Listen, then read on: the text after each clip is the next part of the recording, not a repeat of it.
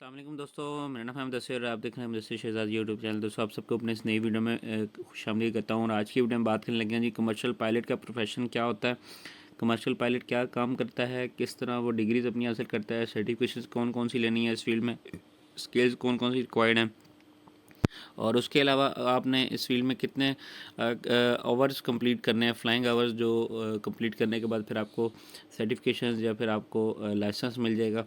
ठीक है, उसके बाद आपको ऐसी स्किल्स मैं इस वीडियो में बताऊंगा इंशाल्लाह। बहुत जल्दी आप उससे जो अपनी फील्ड में जो ग्रो कर सकते हैं। तो उसके रिलेटेड फील्ड्स के बारे में वीडियो के लास्ट में बात कर रहे होंगे। तो उम्मीद है कि वीडियो इंशाल्लाह आपको पसंद आएगी। तो सबसे पहले चलते हैं वीडियो की तरफ। मैं आप सबसे पहले इसकी कमर्शियल पायलट की डेफिनेशन के बारे में आपको कंप्लीट में बता देता हूँ। Commercial pilot operates aircrafts for किस चीज़ के लिए जो है ना ऑपरेट करता है, फॉर पैसेंजर्स, कार्गो और चार्टर फ्लाइट्स। ठीक है, उसके बाद नेक्स्ट जो इसकी मेन चीज़ है वो है जी अंडर एविएशन रेगुलेशंस। ठीक है, जो एविएशन है उसके रेगुलेशंस के मुताबिक करता है। ठीक है, उसके बाद नेक्स्ट जो चीज़ अब इसकी डेफिनेशन के बारे में उम्मीद है कि आपको पता लग गया होगा। अब नेक्स्ट हम जो बात करेंगे ना, आप इसमें इंशाल्लाह काफ़ी ज़्यादा चीज़ें सीख रहे होंगे।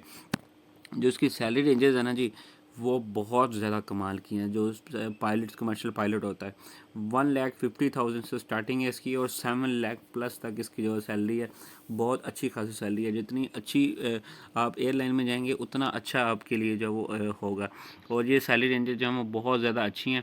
इस फील्ड में बड़े आराम से जा सकते हैं, लेकिन ये बहुत ज़्यादा कॉस्टली भी है। इसकी ट्रेनिंग वगैरह उसके बारे में हम नेक्स्ट आगे बात कर रहे होंगे। उसके बाद CAA and international licenses required.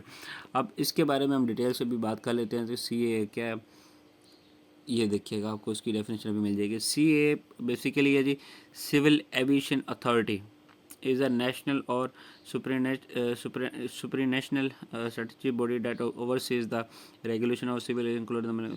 ये बेसिकली एक अथॉरिटी है जी, सिविल एविएशन अथॉरिटी, जो कि आपको लाइसेंस देगी पाकिस्तान में फ़्लाइंग के लिए। ठीक है, उसके बाद एयरलाइन हायरिंग आपको कौन कौन सी करेंगी। इसमें काफ़ी ज़्यादा एयरलाइंस है। अब मैं कुछ के नाम मेंशन कर देता हूँ, सारों के तो ज़ाहिर नहीं कर सकता, इतनी लंबी वीडियो बन जाएगी। PIA है हमारे पास मेन, एक सेरेना एयरलाइन है, एयर ब्लू है। उसके बाद हमारे पास चार्टर कंपनीज़ हैं जो कि हमारे पास हायरिंग करेंगी, आपको उसमें भी जॉब जो है वो मिल जाएगी। ठीक है, उसमें एक जो मेन चीज़ आ जाती है वो आपके पास आती है जी हाई अपफ्रंट ट्रेनिंग कॉस्ट। जो ट्रेनिंग कॉस्ट है ना इसकी, वो बहुत ज़्यादा हैवी है। 20 to 30 लाख तक आपके आराम से जब इसमें लग जाएंगे। ये अब मिनिमम मैंने लिखे हुए हैं, इससे ज़्यादा भी आपके लग सकते हैं। आपने किस हिसाब से किस तरह की ट्रेनिंग करनी है, तो ये आपकी ट्रेनिंग कॉस्ट है। उसके बारे में भी हम डिटेल से बात करेंगे। अगर आपने कम करनी है कॉस्ट किसी तरह, या फिर किस तरह ये कॉस्ट सारी जो है वो हो जाती है, तो इसमें भी हम इंशाल्लाह आगे बात कर रहे होंगे। तो जो इसमें एक और चीज़ है जो वो आती है जी जॉब ग्रोथ। जॉब ग्रोथ इसकी किधर है जी, टूरिज़्म एंड कार्गो इंडस्ट्रीज़। यहाँ पर इसकी जो ग्रोथ है वो बहुत ज़्यादा है। टूरिज़्म आपको पता है, जो लोगों के प्राइवेट जेट्स होते हैं उसको भी आप यूज़ कर सकते हैं, और टूरिज़्म में जो बड़े बड़े जहाज़ हैं उनमें भी काफ़ी ज़्यादा ट्रिप्स जाती हैं। या फिर कार्गो की इंडस्ट्रीज़ हैं, बेसिकली DHL वगैरह के जैसे अपने जहाज़ हैं कंपनी के। तो इसी तरह ही है कि वहाँ पर भी जो है वो बहुत ज़्यादा ग्रोथ है इस चीज़ की। ठीक है, उसके बाद आप एजुकेशन और स्किल्स के बारे में अगर आप बात करते हैं, तो स्किल्स का आपके पास ये है कि आपके पास इंटरमीडिएट होनी चाहिए एजुकेशन, और उसके बाद CPL की ट्रेनिंग होनी चाहिए from aviation school. CPL basically क्या होता है, CPL बेसिकली होता है कि कमर्शियल पायलट लाइसेंस। ये आपको लाइसेंस की शेप में मिलता है। ये लाइसेंस है ये, या फिर इसको आप परमिट भी कह सकते हैं। The holder to act as a pilot of an aircraft can be paid for their work. CPL basically commercial pilot license होता है। ठीक है, ये आपको किसी भी एविएशन स्कूल से मिल जाएगा जो जब आप करेंगे ट्रेनिंग। उसके बाद स्किल्स में आपके पास आ जाता है कि आपके पास एविएशन थ्योरी की आपको स्किल होनी चाहिए, थ्योरी का आपको पता होना चाहिए। फ़्लाइट आवर्स के बारे में आपको इन्फॉर्मेशन होनी चाहिए कि किस तरह करते हैं। उसके बाद नेविगेशन, मेन जो आपका पर्पज़ है इसमें, जब आप जहाज़ चलाते हैं तो मेन इसका आपका काम सारा उसके नेविगेशन के ऊपर होता है। और उसके बाद कम्युनिकेशन, जो कि आप अपने एयरपोर्ट पे कर रहे होते हैं एयर जहाज़ के थ्रू, तो ये आपके पास कम्युनिकेशन स्किल्स भी अच्छी होनी चाहिए। जो आपके पैसेंजर्स वगैरह होते हैं उनके साथ आपने बोलचाल रखनी होती है, तो आपके पास कम्युनिकेशन की स्किल भी अच्छी होनी चाहिए। ठीक है, उसके बाद 5 कैरियर की ऐसी टिप्स अब नेक्स्ट इस वीडियो में शेयर हो रही हैं। इसके ऊपर आपने लाजमी तौर पर अमल करना है, जो कि हमारे पास है। इनरोल इन CAA अप्रूव्ड फ्लाइंग अकेडमी।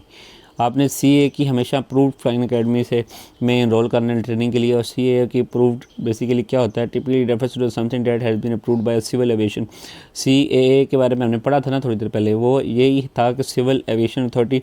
अब ये CAA बेसिकली इसका यही मतलब है, सिविल एविएशन अथॉरिटी।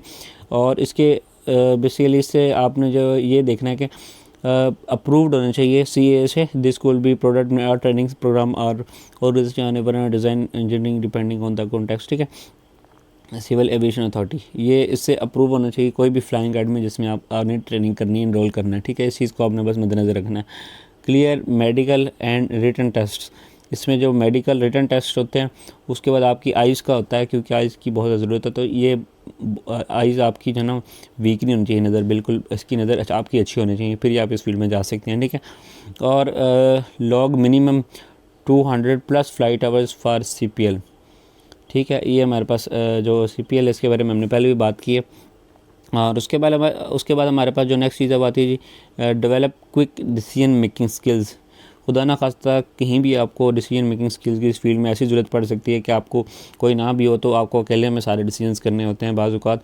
तो इसके बाद आपके पास डिसीजन मेकिंग स्किल्स होनी चाहिए, आपके पास अच्छी ट्रेनिंग होगी तो इंशाल्लाह ये भी होंगी, ठीक है। और pursue type writing for larger aircraft, type writing skill आपके पास होनी चाहिए जो जब आप बड़े एयरक्राफ्ट को जब वो ड्राइव कर रहे होते हैं, चला रहे होते हैं, फ्लाई करा रहे होते हैं, ठीक है, या फ्लाई कर रहे होते हैं। उसके बाद नेक्स्ट जो हमारे पास चीज़ है वो आती है इसके रिलेटेड फीस। अब जितनी मैंने आपको पीछे एजुकेशन की बताई है ना, उस स्किल्स बताई हैं, सारी चीज़ें डिस्कस की हैं, उन्हीं चीज़ों के साथ आप इन 5 फील्ड्स में भी जो स्विच कर सकते हैं बड़े आराम से, ठीक है। जो कि हमारे पास है फ़्लाइट इंस्ट्रक्टर, आप इस फील्ड में जा सकते हैं। एयर ट्रैफिक कंट्रोलर की फील्ड में आप जो जा सकते हैं। उसके बाद एविएशन सेफ्टी ऑफिसर है, इसकी फील्ड में आप जो आराम से जा सकते हैं। हेलीकॉप्टर के पायलट की फील्ड में आप जो है वो जा सकते हैं। उसके बाद ग्राउंड ऑपरेशंस मैनेजर की फील्ड में जा सकते हैं। जब आप मैनेजर की फील्ड में चलेंगे तो उसके बाद मैनेजमेंट की फील्ड्स भी आ जाती हैं। आपने कुछ और कुछ कोर्सेज़ करने हैं और उसके बाद सर्टिफिकेशन लेनी है, और इंशाल्लाह आप मैनेजमेंट में भी आप आराम से जो वो जा सकते हैं एज अ पायलट के थ्रू भी, ठीक है। तो उम्मीद है कि ये वीडियो आपको पसंद आई होगी। पसंद है तो दोस्तों के साथ शेयर करने मिलता हूँ फिर किसी अच्छी वीडियो में, तब तक दीजिए इजाज़त। अल्लाह हाफिज़।